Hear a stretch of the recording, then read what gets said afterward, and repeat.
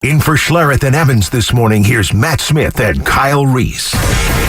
Here's Schlereth and Evans with What's Trending right now. Matt and Kyle in for Mike and Mark. Thanks for being here. Happy Labor Day. Happy Monday as well. Happy game week. Happy Nebraska week. I mean, it's a big one. Let's start off with what we saw yesterday at the Tour Championship. Scotty Scheffler sealing his 7th win, Kyle, this season, bringing his career earnings for this year alone, just on-course earnings, not career earnings, $62.2 million. Now, his caddy, $6.2 mil. Wow. Ted Scott, former caddy of Ricky Fowler. I'm sure he's glad he's on Scheffler's bag now. This year alone. Okay. 6.2 for the caddy. How about this?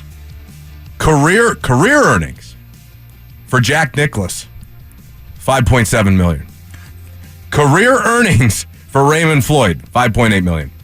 Scotty Scheffler's caddy in 2024, $6.2. Yeah, I mean, we're talking about guys that played before color television too, so that's still pretty good for them back in their day. That's career earnings. Not just like 1 year earnings. I know, career. I get it. You know, still $5 million in 1968 is pretty damn good. These times, they are a-changing. All right, let's listen to some college football coaches because football always brings out the best in the old ball coach. Let's start up in Oregon with Dan Lanning. What a performance it was for the Ducks in week 1. They only beat Mark's Idaho Vandals, Stink's Idaho Vandals. Gave them a good run. It was 17-14 in the fourth quarter. Oregon wins 24-14. But I thought this was supposed to be like a dominant Oregon team, the best we've seen in a while. Here's Lanning. Coach, I'm just wondering, what did you tell the team in the locker room after the win? Well, that's for the team. That's for the team in the locker room. If we wanted you guys there, we would have everybody else in there. Yeah. It's convenient now, isn't it? It's convenient how he doesn't want to bring the cameras in the locker room now, isn't it? Coach, I'm just wondering, what did you tell the team in the locker room after the win? Well, that's for the team.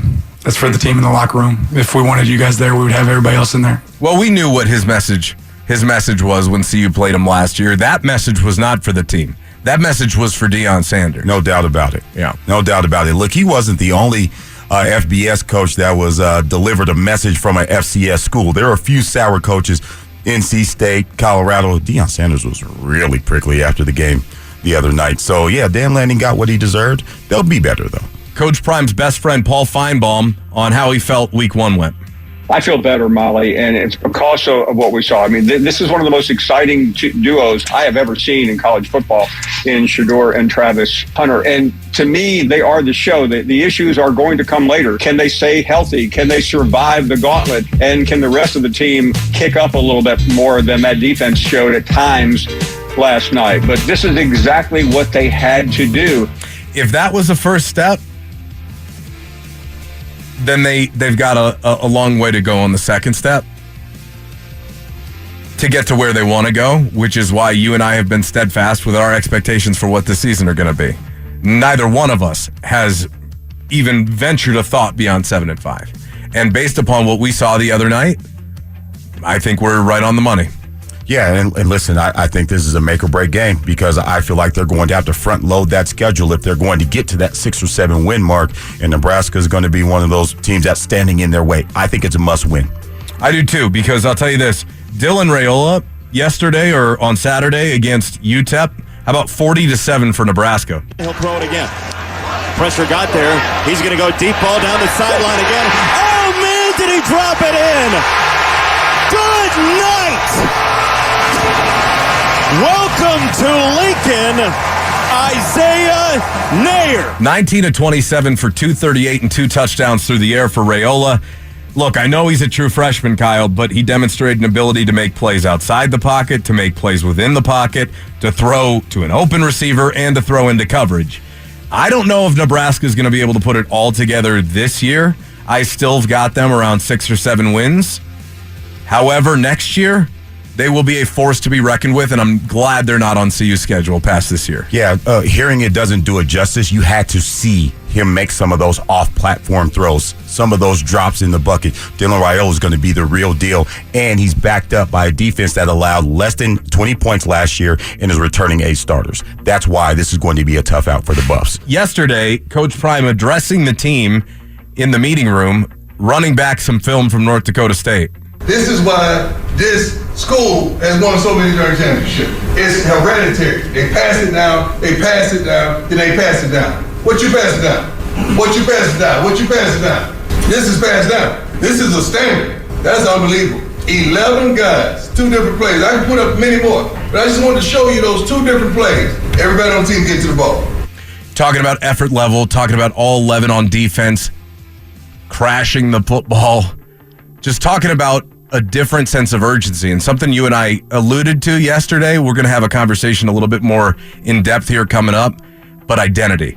Something CU was never able to find last year. The closest they came to an identity last year was, quick, Shador, save us. That was the closest they came. And if they want to have success this year, organically, one of those identities has to develop.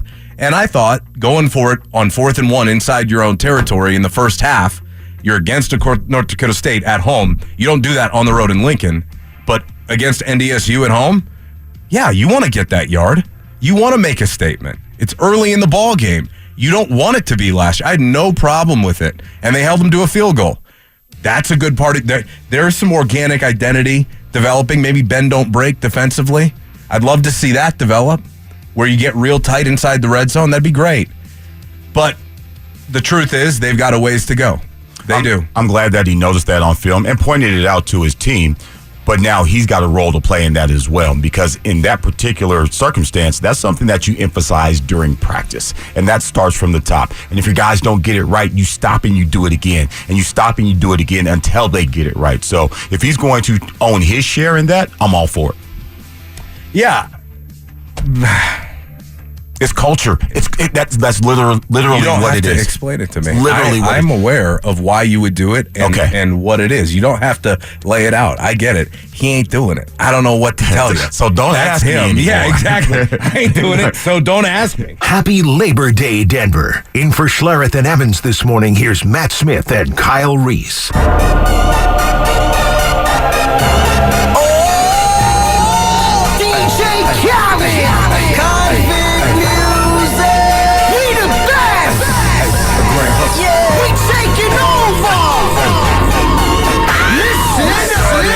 Spread out with it. South Carolina, Alabama, Mississippi, on to North Carolina, Philadelphia, Virginia. From down in Miami, where it's warm in the winter, on up to Minnesota, where it's storm in the winter. Jacksonville, Tallahassee, this is a throwback. A good one at that. Yeah. Matt Smith and Kyle Reese in from Mike and Mark.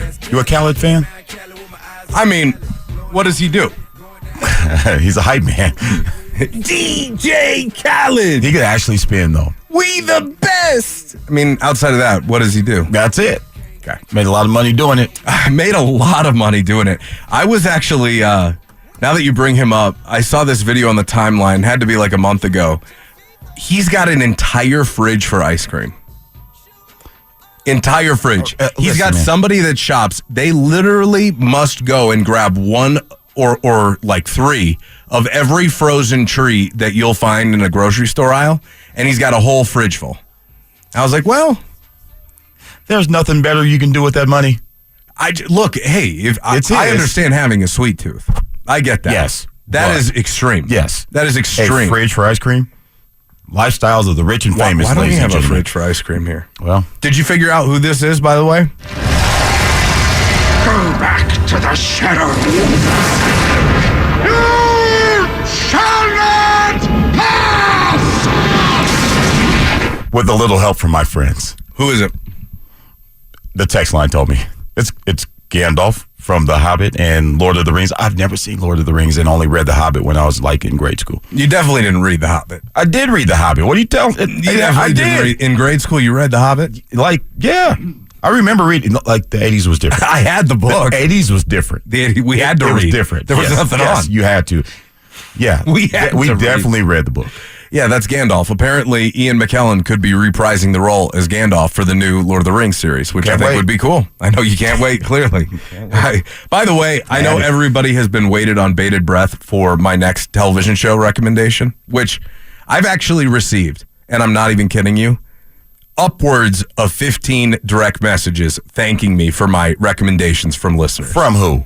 I'll show them to you. Stop it. I'll show them to you. 15. Maybe like 10. Okay. Maybe like 7. Could have been 5. You're exaggerating. There was one guy who said he liked it. Okay. Slow Horses is coming out. Season 4 this week. Gary Oldman. You know Gary Oldman. Yeah. Commissioner Gordon from The Dark Knight. Oh, yeah, I do. He's awesome. I do. Now, I did see those, all of them. Yeah, well, good. Great movies. Slow Horses is well worth the watch on Apple TV. Slow burn MI5 thriller. Just got nominated for Emmys finally. I can't wait for that to come back. And another show on Apple that just came out that's solid, Bad Monkey with Vince Vaughn. Vince Vaughn hasn't been in a lot lately. Probably not going to see that one, but not bad. Gary Oldman, how many seasons The Slow Horses? Is it first season? Season 4 is coming out. Okay. And it's certified 100% fresh. Means you got plenty to catch up on. I'm just saying that hill is too steep for me. I'm never going to finish that. Okay. You probably won't. I mean, but this is for everybody else. I'm not recommending this for your benefit. Okay. I'm doing it for everybody else. Okay.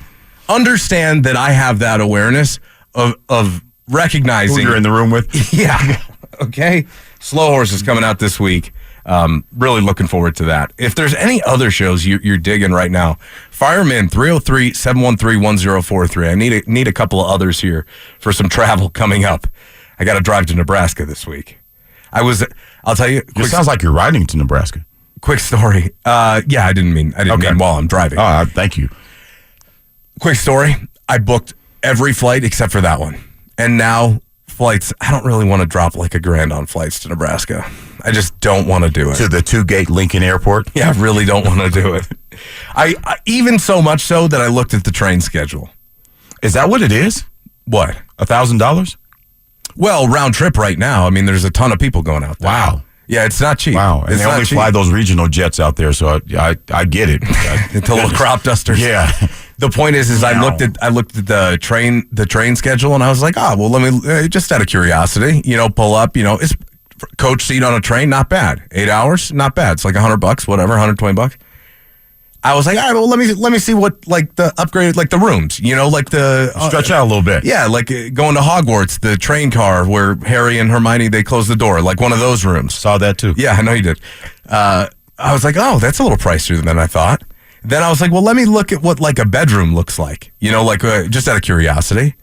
It was like $1,200 for a bedroom on an Amtrak to Lincoln, Nebraska. You might as well get a plane ticket. Who the hell?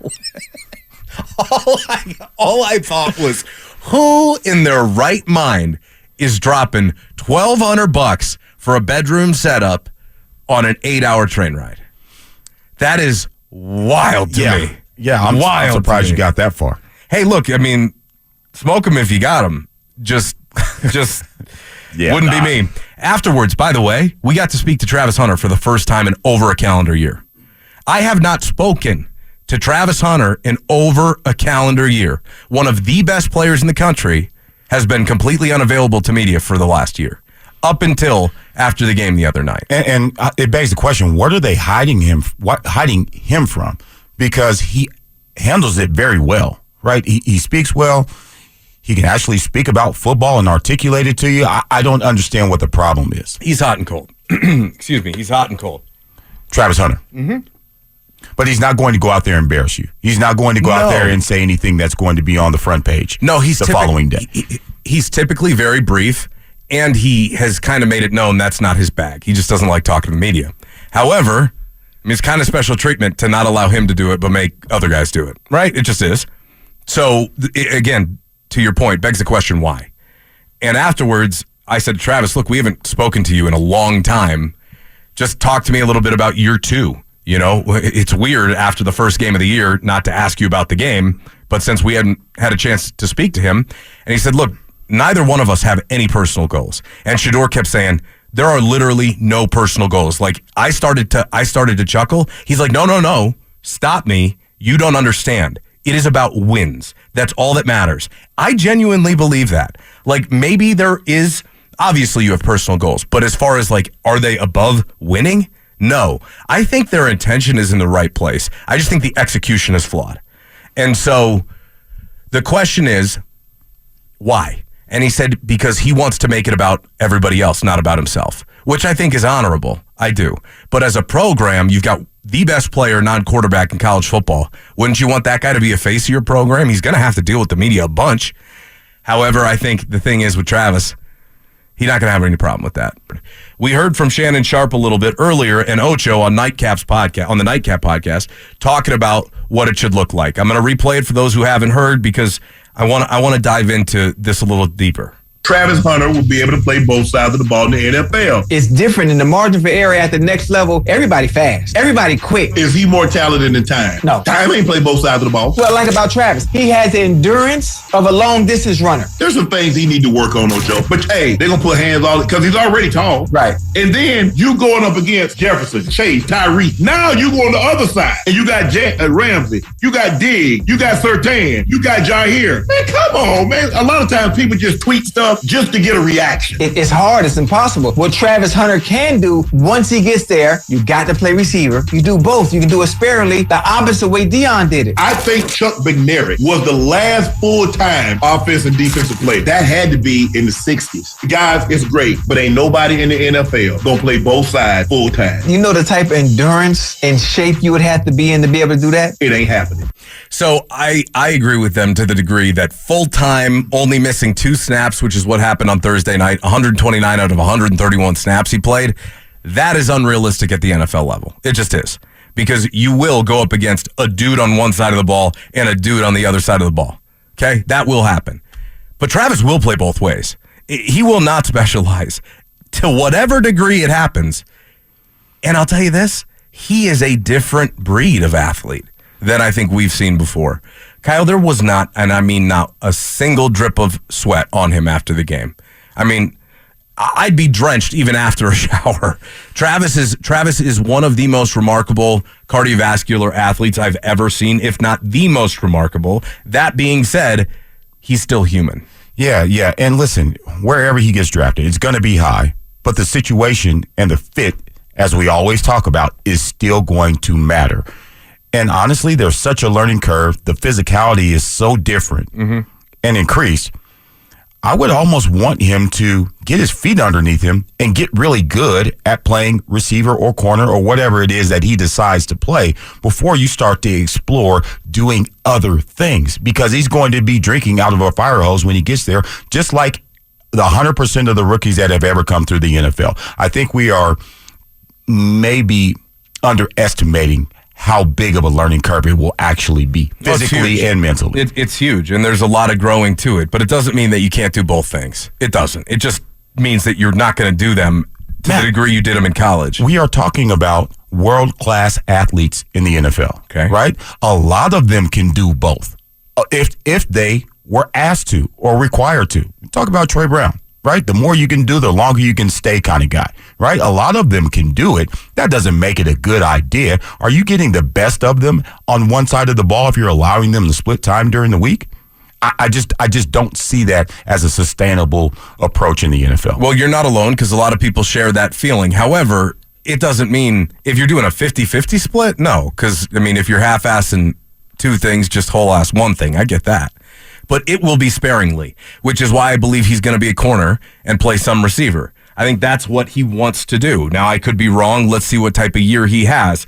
Here is the closest thing to Travis. They bring up Deion. Deion didn't come close to doing what Travis did. Ever. In college. Even in college. Is that what you're talking about? Okay. Even in college. Deion, you know who did? Hell of a return guy. Doesn't matter. It doesn't matter. He didn't play that many snaps. And I'm not saying he wouldn't have been dominant if he did. He wasn't allotted that opportunity. This is a very unique opportunity that Travis is receiving with Coach Prime. Okay? The closest thing we've ever seen to it is Champ Bailey. In 1998, he led Georgia in receiving, almost 750 yards, had 47 catches. I think it was 5 or 6 touchdowns. This is Champ on what Travis should do. No value. Just be a DB? Focus on one thing. It is extremely hard to play both ways. Now, you could be special play kind of guy, come in and run a few.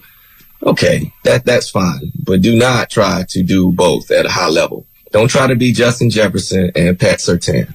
Like, you cannot, you better pick one, but you're going to get exposed. I mean, this, like I said, guys today are bigger, faster, stronger. When I played, yeah, I was in that same boat. I could have been a recruit, been drafted as a receiver or corner, but I'm glad I chose what I chose and stuck with it, and then just had a few plays here and there throughout my career. That's what he should be shooting for. Okay, so I wanna lead you down a hypothetical. I understand what Champ's saying. I think they're all valuable opinions to listen to. I think Travis can do some things a little differently than some of these guys, if I'm just being honest, just based upon what I've seen. Time will tell. Now, that being said, it doesn't also at the same time mean I think he can play 130 snaps in an NFL game every single week. That's not what I'm saying. But let's put it out this way. Let's just throw the hypothetical out there that that's what he wants to do. He wants to play both ways full time, and he wants that opportunity. So what do?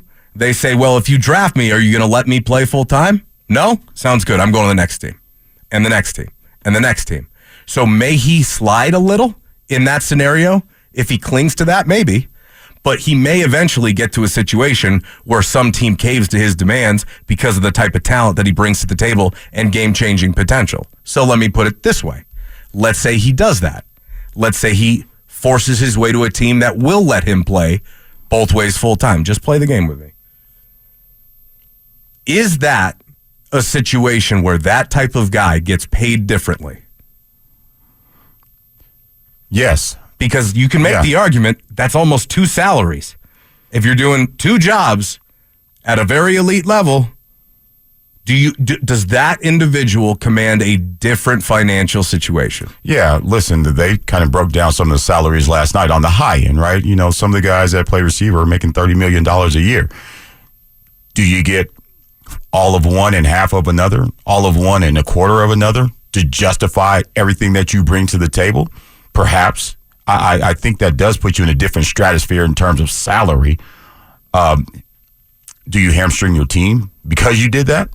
I think you negatively impact your team in more than one way, both financially and from on the field standpoint, if you take that approach. So, yeah, could you make more money? Absolutely. Do you play 4 less years? Probably. Because as we all know, we've talked about, when you come out of the womb, you only have so many hits on you. Shedeur Sanders needs to take note of this too, right? You can only play so long. And you can only take so many hits. You can only take so many shoulder stingers, whatever it is, before it's done, before you're no longer the same player. Do you accelerate that process by allowing him to take 125% of the snaps of the average player? I think the point you just made there is probably the most legitimate in this discussion, in that no matter how you go about doing that, playing both ways full time, the sustainability clearly, the meter just drops because you're putting your body through so much. Now, he's as well conditioned of an athlete as I have ever seen, and I'm not being hyperbolic. I've never seen anything like him.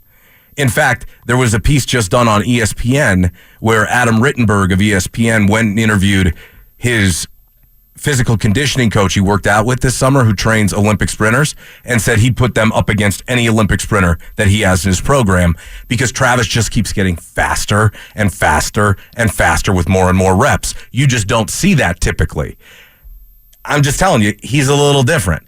The problem kind of harkens back to something you brought up originally, the physical side of it, right? He is slight for his frame. He's taller, but he's slighter for his frame. He's built like a distance runner. 100%. Yeah. 100%. You're going to go through a lot of wear and tear trying to do it that way, which is why I think when we get there, it won't be that way. He'll pick one position, and he will play both ways, which is why it would surprise me if he specializes as a receiver, because I think it's harder to go full-time receiver and then be a nickel on third down as I do playing corner and then come in for special packages offensively. I would agree. And listen, he is a special talent Let's go ahead and call him a freak, right? But we've seen freaks before. Jadeveon Clowney was a freak, right? There's been plenty of those guys that have come through the league. But I am worried about the mileage, Matt. Think about what we always have, up to Luke Fickell, what we said about Wisconsin backs. They just carry the ball too damn much. There's how much tread is left on those tires. You're up against the odometer right now with the football that he's playing. That might be a turnoff by draft time. Man, he's played a lot of football. How many years are we going to get out of this kid? Are we going to get to a second contract? These are all legitimate questions, and I don't want to say he's doing him a disservice, but you have to find. I'm glad you didn't, because that would have been wrong. He's not doing him a disservice. Yeah, but can he play 20 less snaps a game? And I understand the dilemma. Well, when do we take him out? Because you never know when Travis Hunter is going to make a Travis Hunter play. That's why you have to be on the field all the damn time. I get that part of it. But at some point, you have to find 5 or 6 snaps you can take off of the kid. Look, if he were in a situation where he couldn't handle it, then I'd agree. I just don't. Not in this situation. I just think he's different. In college, at the pro level, Kyle, that's different. Right now, hey, until he proves he can't handle it, the only reason he didn't finish the season last year is because of Henry Blackburn, not because he got hurt. So we'll see how it plays out. I mean, there's a lot of football left to be played. But I'll just say, you'd never know the name Travis Hunter to this degree if he wasn't doing what he's doing. So I don't necessarily agree that it's a disservice. And you didn't say it was. But I'm just saying there is a lot of benefit to what they're doing, and he can handle it. It's different if you're not around him, I guess. But we're going to find out. I do want to transition a little bit here. We were talking about Shannon and Ocho.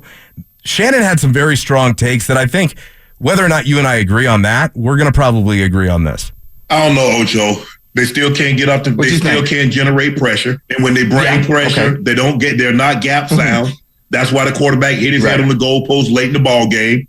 We saw on the Hail Mary, you're taught to knock it down. What did the guy try to do? Interception, still discipline. What do? You're out the field on third and you line up offside. What happens? You stop him, and Shiloh late hits the guy. It's the same thing. Right. That was last year, the undisciplinedness. If you're trying to win, the one thing you can't do is beat yourself. And I'm sure time is telling them, guys, now look, North Dakota State, we know what they represent at the level of which the FCS in which the level that they play at. They're one of the premier teams in all of FCS in the history of that division. Bro, these teams are going to be better than North Dakota State. It just it is what it is. Definitely. And you can't make those silly mistakes that you made against this team. He's not wrong when he's talking about Deion Hayes lining up offsides on 3rd and 7 that extends the drive. He's not wrong when he talks about Shiloh kind of going headhunting a little bit and carrying on after the whistle to the point where you extend the drive in the red zone on a 3rd down. Unacceptable mistakes.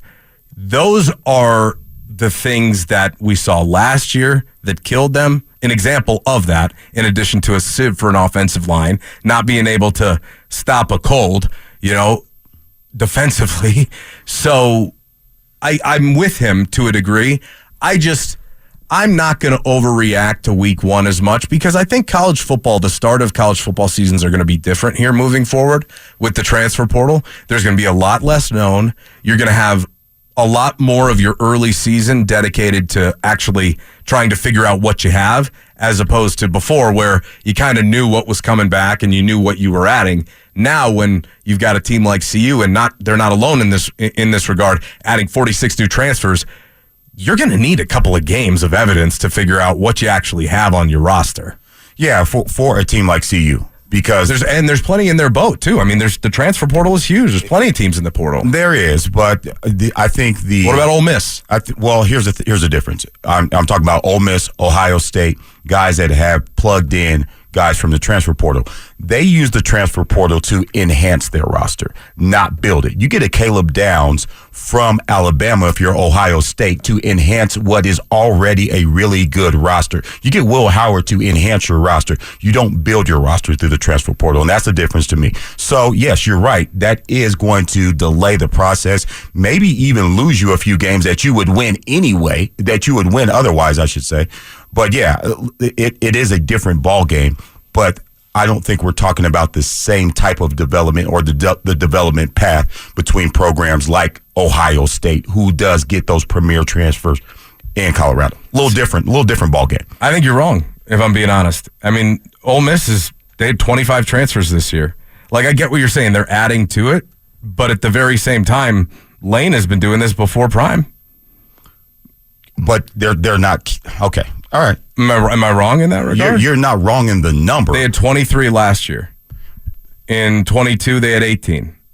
In 21, they had 4. But Colorado is doubling that. Oh, no, right? I get it. They're redoing the program. Your program through the portal. Exclusively. That's basically the difference. They have a smattering of high school kids here and there, but the majority of your... But here's what I'm going to ask you. This year, why would you have done it differently for this season? Like, everybody who clutches their pearls at the high school recruiting for the last 2 years, I don't get. I think he would have been negligent to go to the high school ranks this year. They're trying to win right now. They've got the best quarterback in the country. They got Travis. They got a ridiculously loaded receiver room. Don't go get a bunch of freshmen. That makes no sense. Well, for them, it doesn't, right? That's all I'm saying. But LSU started a true freshman at corner last night. Sure. Right? There were true freshmen playing football this weekend. Oh, no doubt. Big ones, too. Ryan Williams, Ryan Wingo. Yeah. Jordan Seaton played. So they can help you. Seaton played. Yeah, but they know. You just can't build. Draylon Miller started at running back. He's a true freshman. I'd say the majority of your roster, 75% of it, needs to be guys that have been in the program for 2 or 3 years. Those are the winning teams. You saw Michigan do it last year. Those guys have been together forever. Sure. Agreed, Kyle. That's how that works. The continuity makes a big difference. Let's let Shannon continue on what else he didn't like. What couldn't they do last year? Run the football. And when you can't run the football, what does that do? That put pressure on your offensive line. Yeah, and your quarterback. What happened last year? Shedeur took too many hits. If you can't run the football, 49 yards on 23 carries. What am I going to do with that, Ocho? Yeah, you're right. In college football, where their holes are like the size of an 18-wheeler. Yeah, most of the time, yeah. What am I supposed to do in college? What am I supposed to do with 2 yards of carry, Ocho? They're going to have to get better at running the football. You can't put that kind of pressure on your offensive line. You can't put that kind of pressure on your quarterback by having 49 yards rushing, averaging 2 yards of carry. You're not going to win on that. Yeah. You're going to be in the same situation because as you step up, and we saw what happened, as they stepped up in talent level against teams, Shedeur started taking a pounding. They're just going to have to do They just have to do a better job. They've got to get better. Here's where your argument comes into play. When you're a program like CU that's not recruiting at least at every single position, the top guys out of the portal, you're getting some of them. You're not getting all of them, though. Sometimes you just don't know what you got. And that applies to their running back room. They don't have a special back in the mix. In fact, I think it's going to be a struggle for them all year. You've got a couple of true freshman backs that profiled to be the best pure runners on the team, including another transfer from Arkansas. The problem is, though, you don't know what you're going to get sometimes out of the portal. And when you think you're okay losing some guys, well, Anthony Hankerson had 22 carries for 154 yards and 2 touchdowns on Saturday for Oregon State. Yeah. Dylan Edwards had 2 touchdowns for Kansas State. Grass isn't always greener in the portal, too. There's 2 types of guys in the portal. There are guys that are going to seek greener pastures, better opportunities, and there are guys that are sent to the portal. They were told your opportunity has expired wherever they are at, right? So there's a reason that those guys are there. Not Dylan Edwards. I mean, he could have stayed. Yeah, he was seeking a better situation. Exactly. He's the other type of guy. Right. And don't think that coaches don't do their homework. Hey, what's going on with this guy? Why is he in the portal? Sure. These conversations happen all the time. They do that too, but sometimes it just doesn't work out. And that's why it is volatile. Well, that's college football. That's what I'm saying. Sometimes it just doesn't work. That's what I'm saying. And so I don't know that it's necessarily from a roster construction standpoint. The problem is you have a lot of unknowns. And to figure those all out at one time, sometimes it goes well, sometimes it doesn't. And in this situation, I think he's hit in some spots. He's got big question marks in others. Running the football is one. He spoke about it since the end of last season, that it is priority one, that and stopping the run. He went out and rebuilt both offensive and defensive lines. How much more can you do in one offseason to actually go about that? Short of, keeping things the same, coaching them up, right? That type of a situation. You changed the coach, you changed all the players. You're basically starting all over again from scratch. So it shouldn't be a surprise that it wasn't a well-oiled machine, but it also doesn't mean they'll ever get there either. That's why instead of getting better last year, they got worse. Sometimes it goes the wrong way if it's not married with the right coaching. And so the hope here is that based upon what we saw, I liked a lot more of what I saw watching the game back than I did live. So hopefully it continues. Hopefully it continues, but competition's going up, so you better be ready for it this week. Can I just say this, and it's not completely related, but to me it is.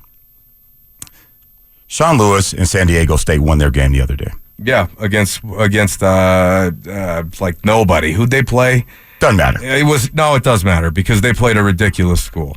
Ran the ball 40 times, 254 yards. Yeah, it was Texas A&M Commerce. Yeah. Commerce. 40 times, 254 yards. Yeah. Right? That is Sean Lewis. And that's what you weren't able to get. So, again, this is a commitment that has to come from the top. Yep. Because it's not going to come from your coordinators, right? Because you're overruling those guys. You're right there. You're spot on there. I mean, there's no doubt. Their starting running back had 27 carries, 223 yards, and 2 touchdowns. That's Sean Lewis. That's who he was when he got here. For sure. Matt Smith and Kyle Reese in for Mike and Mark today. Thanks for being here. Chime in on the RamosLaw.com text line. Curious to get your reaction. They definitely have stuff to work on, Kyle. I mean, you got one win against North Dakota State, and you beat them by 5 points, and it got shaky down the stretch. Now, it wasn't always going to be perfect, but it's got to be a lot better, as Shannon Sharp was saying. We'll dive back into the Broncos here on the other side. What to make of this wide receiver room without Tim Patrick? What will it look like on Sunday in Seattle? We'll dive into that next.